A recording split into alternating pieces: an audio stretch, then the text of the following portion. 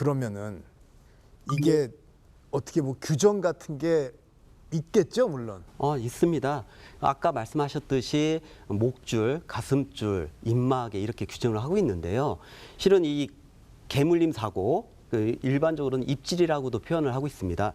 근데 개물림 사고는 사람 대 반려견, 아니면 반려견 대 반려견 이렇게 이제 개물림 사고가 있는데요.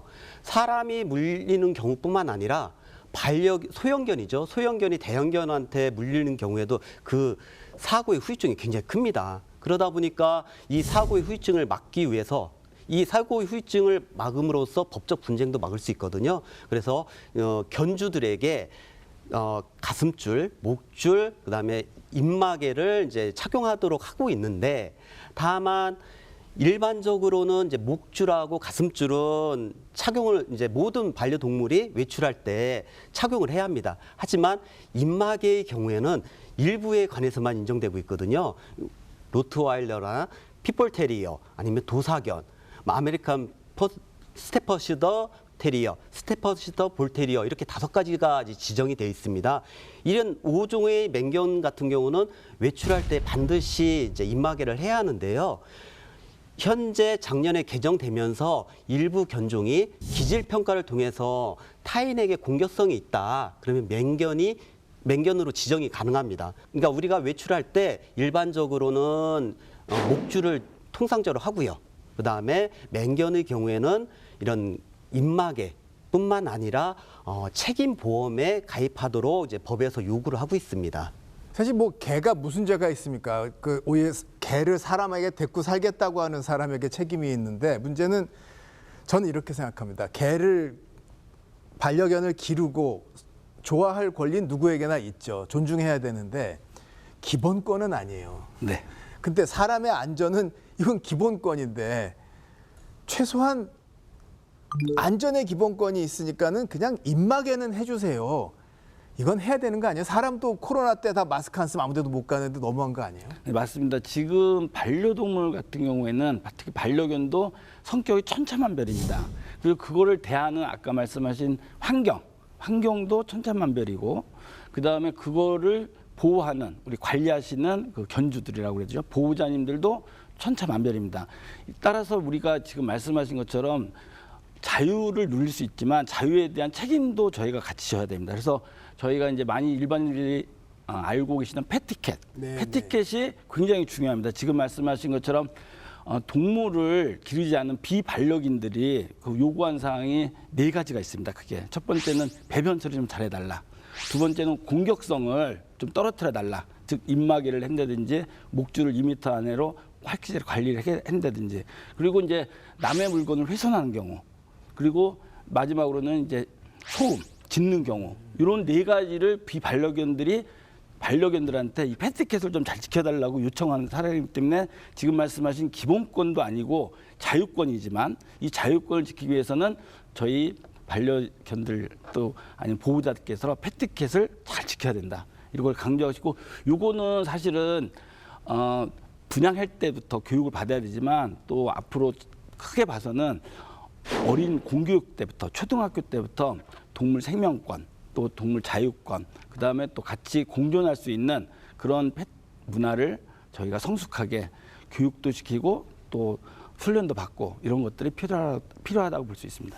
입마개를 좀 개선해서 숨쉬고 좀 하기 편하게 해주는 방법도 있지 않을까요? 있죠. 예. 있죠. 다양한 방법이 있습니다. 그거는.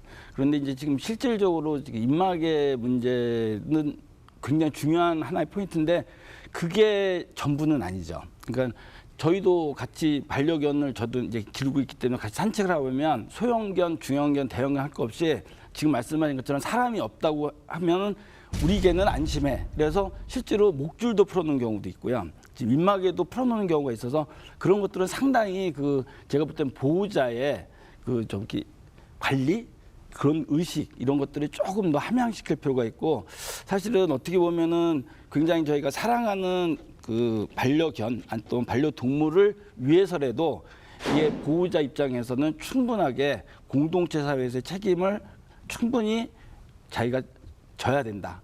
그래서 이제 지금 동물보호법이라는 어떤 규정도 만들어서 저희가 좀 더 강화하는 건 진전돼 있습니다. 일부 진전돼 있고 실행 과정에서 약간 비현실적이거나 개선해야 되거나 고쳐야 될 점이 많지만 일단 그런 것들을 잘 지키는 패티켓을 잘 지키는 우리 반려 문화가 더 절실하다고 저는 생각합니다. 흰색 대형견이 갑자기 작은 개를 덮칩니다. 주인이 놀라 큰 개를 제압하려고 해보지만 작은 개는 속수무책으로 물어뜯겼습니다. 근육이 찢어져서 장이 탈장된 상태였고, 그러면 이 탈장된 상태에다가 장 천공까지 의심되는 상태였고요. 하지만 대형견 주인은 자기 개는 사납지 않다며 외려 다친 개가 원인 제공을 했다고 발뺌합니다. 싸움했어요 우리 개가요. 지나가는데 뭐좀 사이에서 툭 튀어나오니까 우리 개가 놀라서 고양이들 놀라서 싸우기로 뭘 싸워요 우리 개가. 우리 개가 그렇게 싸운 개예요? 최근 강원도 양양에서는 신혼부부가 개에게 물려 크게 다치기도 했습니다.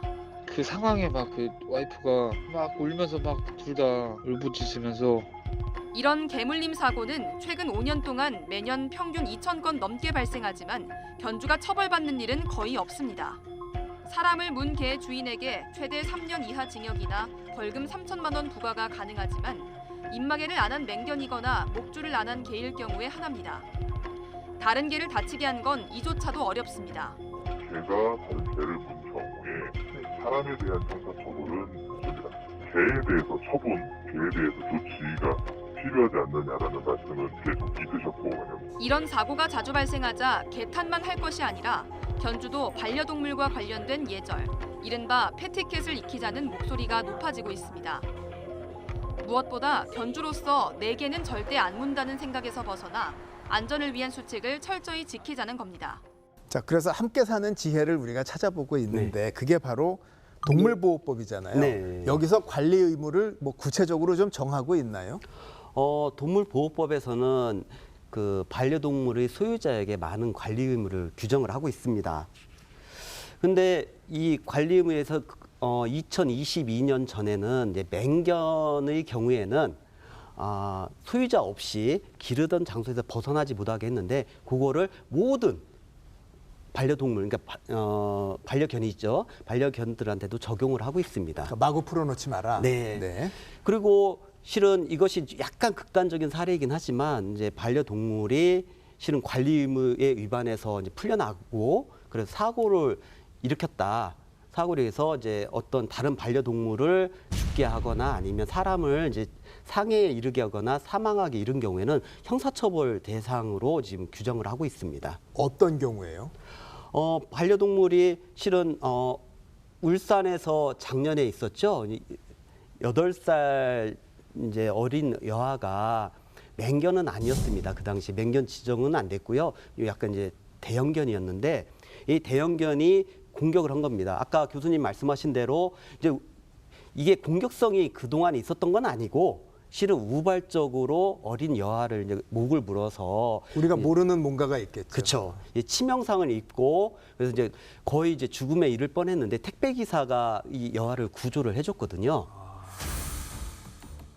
하교하던 8살 초등학생에게 검은 개 한 마리가 달려듭니다.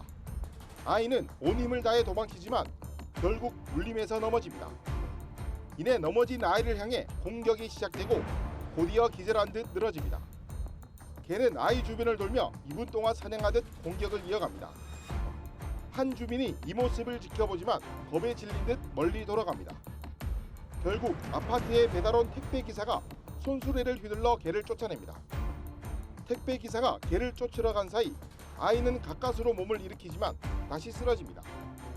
강아지는 옆에 계속 덤벼들려고 접근하고 있고, 근데 택배 기사님 그걸 보시고 이제 카트 가지고 접근 못하게 위협을 계속 제지하고 계셨고요. 근데 상태를 보니까 목 쪽을 좀 완전 가격을 당했는데 이빨 자국이 많더라고요. 아이를 공격한 개는 출동한 경찰과 소방관이 놀이터에서 붙잡았습니다.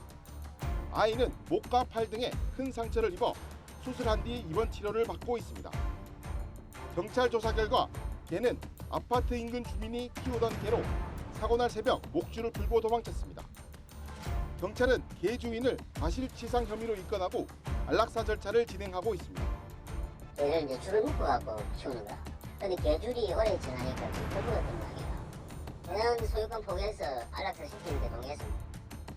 우리나라는 도덕적 의무를 법으로 규정하지 않아 구호 조치를 하지 않은 주민은 처벌 대상이 아닙니다. 아이 가족은 인터넷에 도움을 준 택배 기사에게 고마움을 전했습니다. 근데 그 당시에는 동물보호법 위반은 인정되지 않았습니다. 왜냐하면 이 견주께서 말씀하시기를 내가 동반 외출한 것은 아니다.